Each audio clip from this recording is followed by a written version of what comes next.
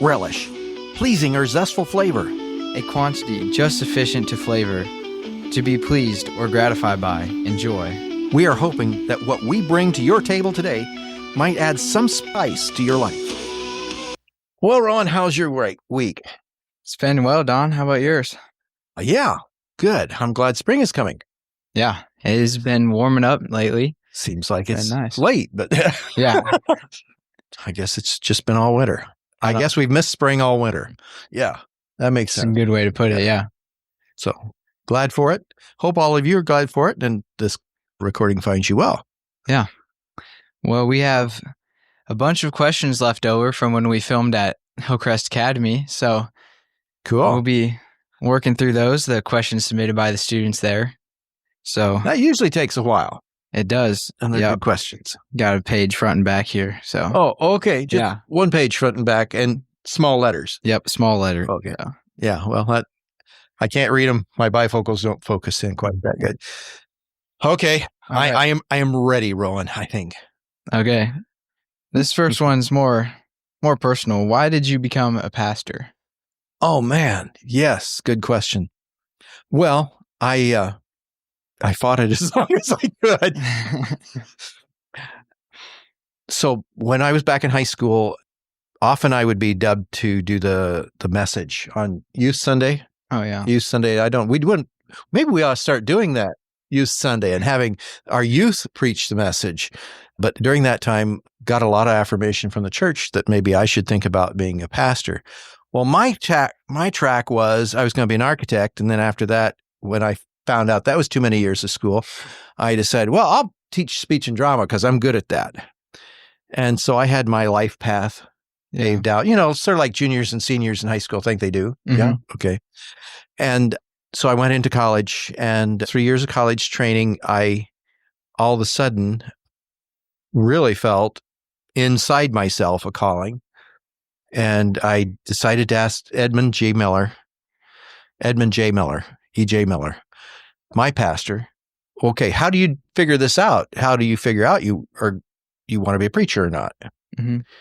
And he said, well, for him, it was asking God to open or close doors so that he would know what God's will is.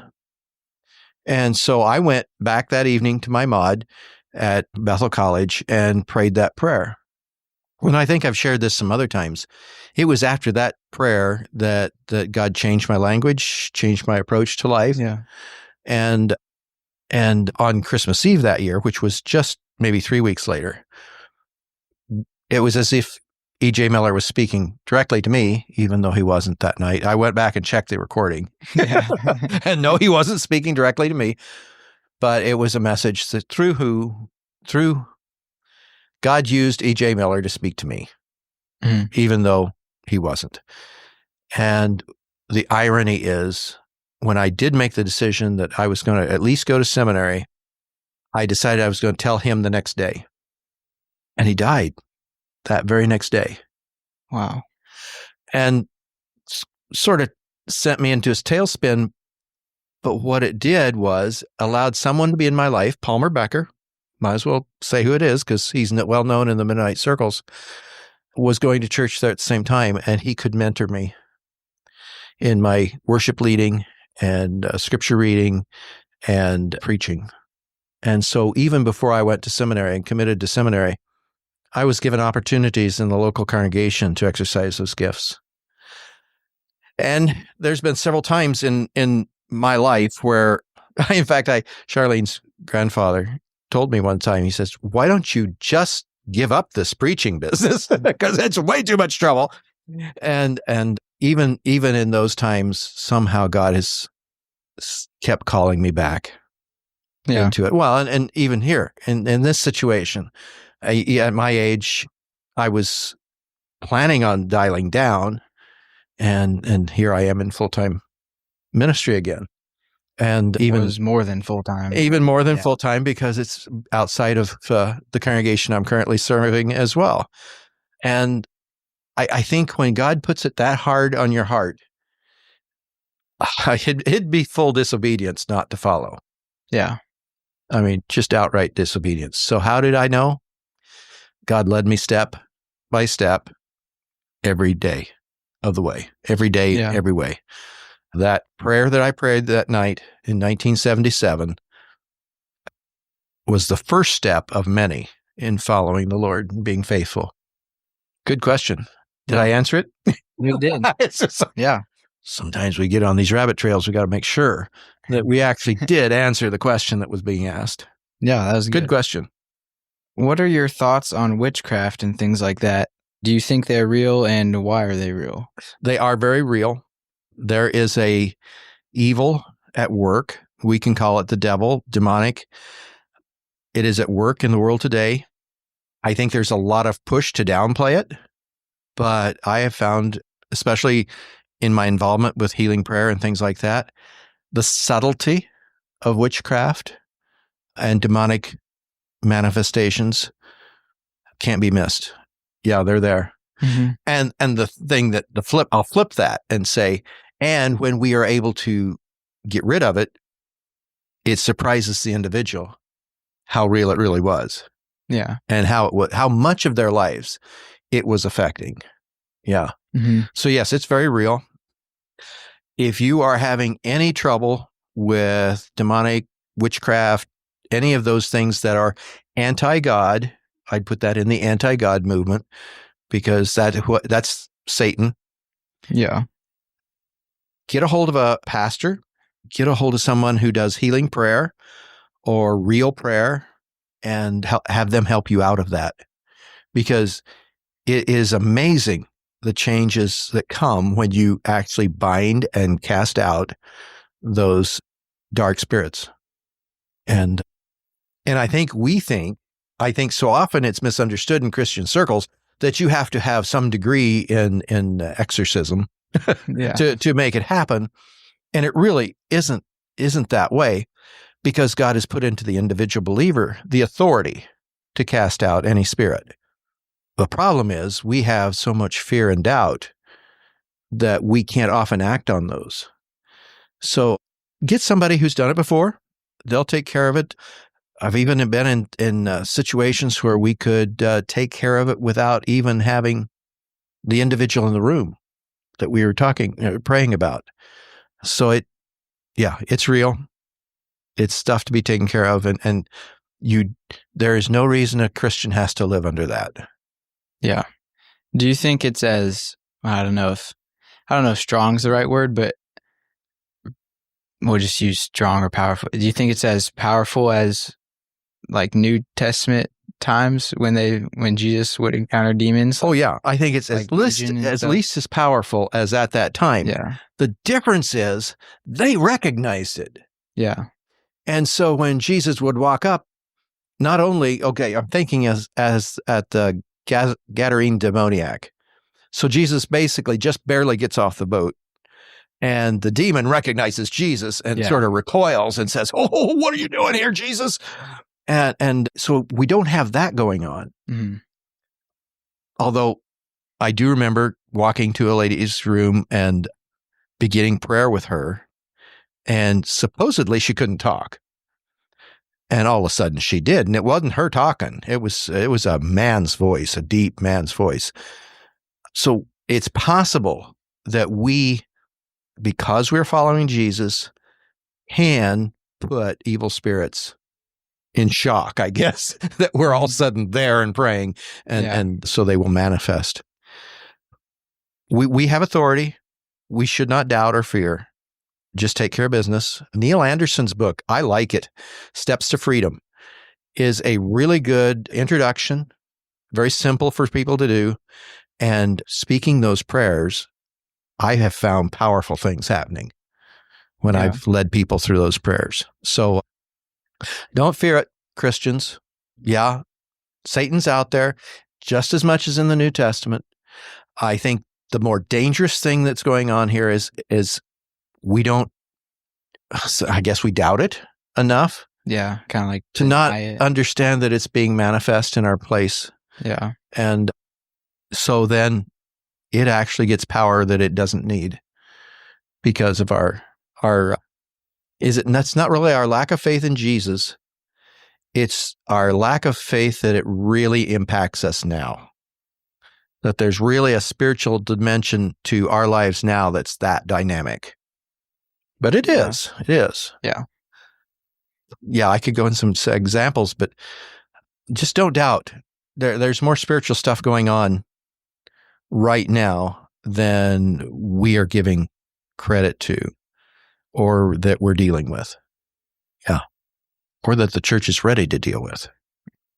Yeah. We've talked about this before, so maybe you don't need to go too in depth, but when will the events of Revelation happen? When the last signs are revealed and we're getting closer. If you've studied the book of Revelation, I often see Revelations maybe telling the story of the end times 7 different directions. And so I think we're closer than we'd like to admit. The trouble is Jesus himself admitted we aren't going to know the day nor the hour. Yeah. Because he didn't know the day or the hour. And I guess if Jesus didn't have it, maybe we aren't supposed to expect we do. But things will start happening and we'll start noticing. My thing to the Christian today is at least know Scripture well enough that you can see these innuendos as prophecy begins to be fulfilled. Jesus said himself, no one knows the day nor the hour, not even the angels of heaven nor the Son, but only the Father. And that is Matthew chapter 24:36. And it'll be subtle. It won't be announced except by a trumpet. Boy, guys, you hear the trumpet call, you know it's happening. And that is in verse 31 of 24. Interestingly enough, that's the same words used by Paul in 1 Corinthians 15. So I don't think we should doubt the trumpet. Yeah. We're going to hear the trumpet, guys. It's going to be, it's going to signal those days. Just be ready. And I would nudge, maybe after my sermon this morning, I would nudge us to think about the fact that when that day comes, it's too late to do evangelism. It's too late to talk about Jesus with your friends and neighbors and loved ones. Do it now. Do it now. Don't wait till then. Because we could lose a whole generation very quickly because we're not sharing our faith. Yeah. Yeah. Always be prepared. Exactly. Yeah. Well said. Couldn't say it better myself. Yeah. Good. What does being made in the image of God really mean? Is it the fact that we have a soul? That, yes. It's the fact that we have a soul and it does not dissipate with our body. The soul is eternal. It's the eternal part of who we are. I think we all believe we have personalities that will live on, but it's the fact that we will have a soul that lives on. And I'm not, I just have this nudge. I'm not sure we're taking care of our soul as well as we're taking care of our body. And that part will live on forever. It's an important part of who we are. That reflects God probably as much as anything does. I mean, we're capable of design and creation and free thought. That's God too. I mean, he definitely created and designed all of nature uniquely. He has that freedom, that ability. And we have the ability to create, not quite as big as he does. That reflects God. Yeah, that reflects God. The fact that we care for one another, that reflects God. Our compassion, our empathy, that reflects God. I mean, for God so loved, agape, the world that he gave his only son, that shows God's heart.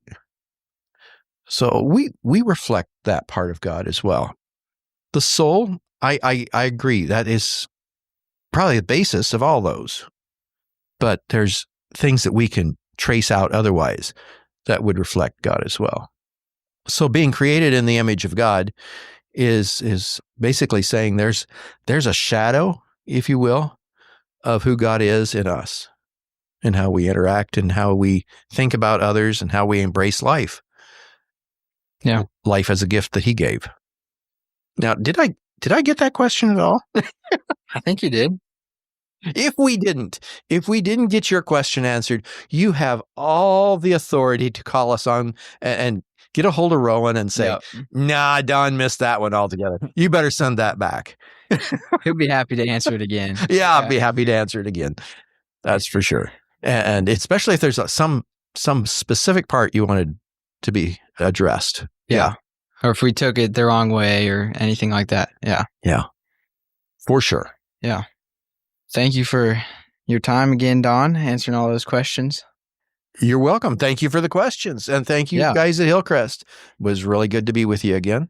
And hey, not only Hillcrest can send questions, anybody can send questions. There's people, there's a link down at the bottom. Just send them in and Alex will get it to Rowan and Rowan will get it to me and we'll just have a lot of fun looking at them. Yeah. We appreciate your time. Enjoy your questions too. So, yeah. We'll see you next time. Take care. Thank you for joining us for this podcast. Feel free to become part of this ministry by sharing it with others. Our goal is to help each other grow deeper in our understanding of who God is and His calling to us in our daily lives. Thank you again for joining us, and may God bless your day.